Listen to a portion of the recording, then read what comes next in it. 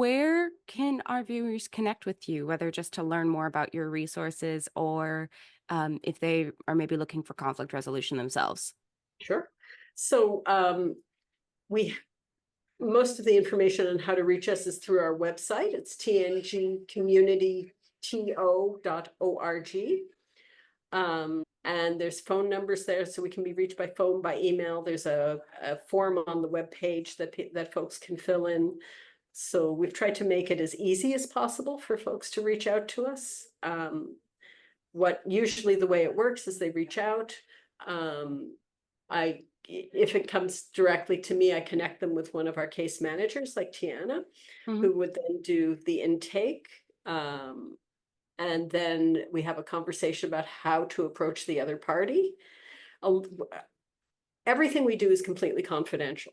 So that's part of why that conversation has to happen, is because we need to know what is okay to say to the other party when we reach out to them. Right.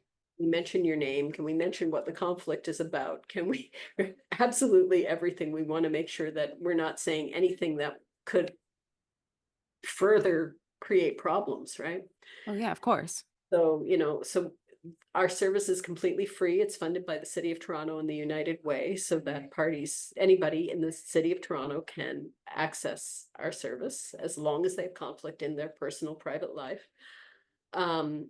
So it's confidential, free, and voluntary. People have to agree to it. You can't be forced into mediation. It just doesn't work.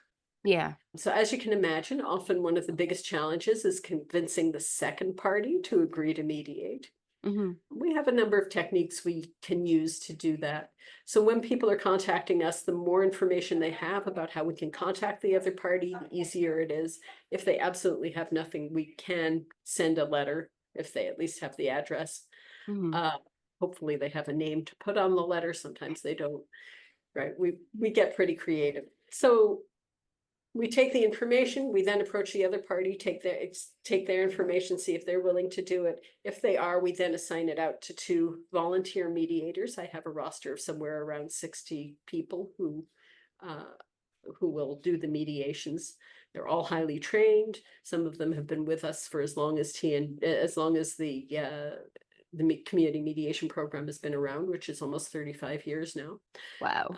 Some have been less. We always assign 2 mediators to a case. They work as a team. So they together would meet with each party, initially separately, and then ultimately we bring everybody together into either a room, or lately we've also been doing a number of them on Zoom. I would say it's 2/3 Zoom and 1/3 in person now. And we bring them together and help people have a conversation. Wow, that's incredible that you guys really think of a lot when it comes to this, like every single little piece. I'll definitely make sure that the website for the neighborhood group will be linked in the description of this video. So if you are interested in looking more into this, it's free. If you have conflict, reach out. I think it can be hard to reach out in those scenarios.